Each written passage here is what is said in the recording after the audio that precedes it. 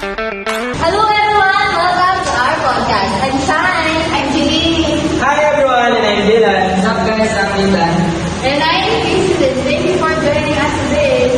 For today's episode, pag-uusapan natin ang isang topic na sobrang relevant ngayong tatiin, ang El Niño 2026. And sigurado akong marami sa atin na nakapansin sa sobrang init ng panahon nito mga nakaraang buwan.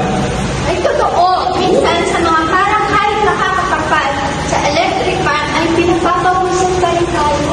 Kaya naman ngayon, maalamin natin kung ano nga ba ang El Niño, bakit ito nangyari, ano ang epekto nito sa iba't ibang sektor, at bakit mahalagang pag-usapan ito lalo na sa Pilipinas. So sit back, relax, and panoorin namin pagsalan mo na sa mga. Guys, bago natin simulan, hindi muna tayo sa basic question. So ano nga ba talaga ang El Niño? Sa pagkakaalam ko, ang El Niño ay isang climate phenomenon kung saan umiinit ang dagat sa hindi normal na temperatura. At kahit parang malayo sa atin ang Pacific Ocean, malaki ang epekto sa weather ng iba't ibang bansa.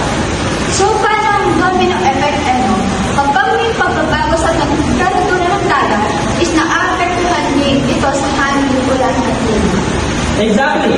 Kapag may El Niño, madalas na mainit at tuyo ang panahon kaya sa normal.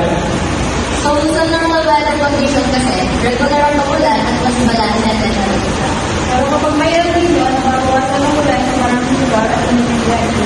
Alam niyo ba kung ano ang nagiging sanhin nito?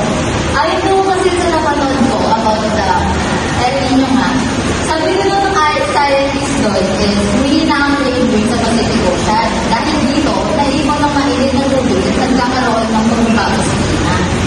Kaya pala palagi yung monitor ng mga scientists. Oo, lalo na ngayon 2026 dahil gusto nilang malaman kung paano malaki ang epekto nito sa Pilipinas. So, importante rin dito, para mas maging handa ang gobyerno at komunidad is ang pagbabago, lumala at matinding din at pagbabago. So pag-usapan natin ang mga epekto nito. Siguro isa sa mga pinaka-epektado ay ang agriculture. Tama! Kung kapag kulang ang ulan, nahirapan ang magsasaka, nadiligan ng kanilang mga pananim, di ba? Imagine, yung pala yung mga gulay na nangalangan sa tubig para tumulo. Kapag natuyo ang pananim, bababa ang ani at maapektuhan ang kabuhayan ng mga magsasaka. So, may isang malaking epekto ay isang water resources, di ba? Naalala ko dati, may mga lugar na nagkakaroon ng water interaction dahil mababa ang level ng tubig sa mga dam. Kapag kaunti ang ulan, hindi agad napupuno ng mga dam at napinabawasan natin ng tubig. Kaya mahalaga magtipid lalo na kapag may El Niño. Paano naman yung kalusugan? Oo nga no, sobrang naapektuhan din tayo dyan. Kapag matindi ang init daw, mas mabilis tayo ma-dehydrate. Lalo na ang mga bata, senior citizen at mga nagtatrabaho sa labas. Maaari rin tayo magkaroon ng heat stroke kapag matagal na ma-expose sa matinding init. Kaya palagi kami inom ng tubig kung kaya nyo ma-stroke. So dito naman guys, may epekto rin pala ito sa economy.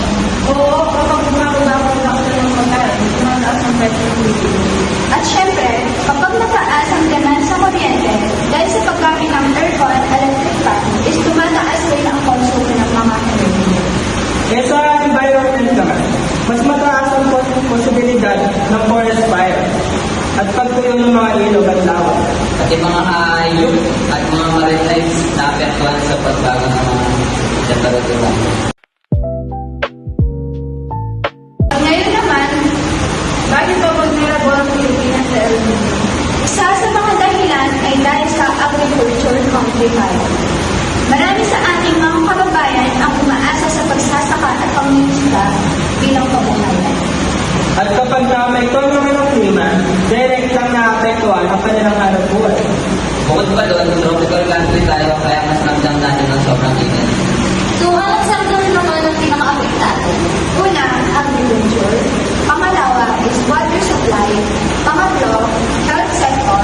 And the last day is ang energy sector. Halimbawa, Sa mga probinsya, umaasa sa alitasyon para sa kanilang mga pananim. Malaking problema ang kakulangan sa tubig. So ilang lugar naman kasi tumataas ang konsumo ng kuryente dahil sa matinding init, di ba? Ano naman ang pwede gawin ng malawak communities? Una, magtipid ng tubig at maging responsable sa pagkakas.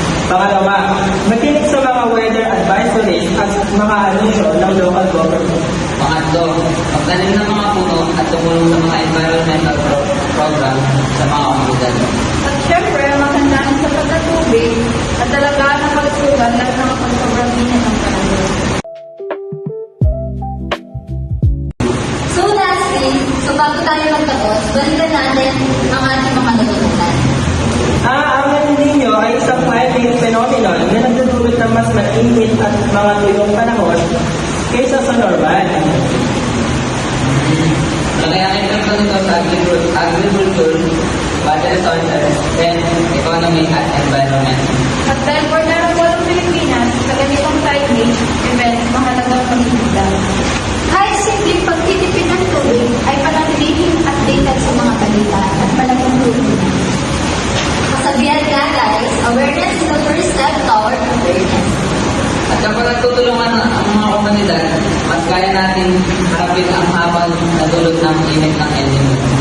So everyone, I hope may nalaman kayo at natutunan about sa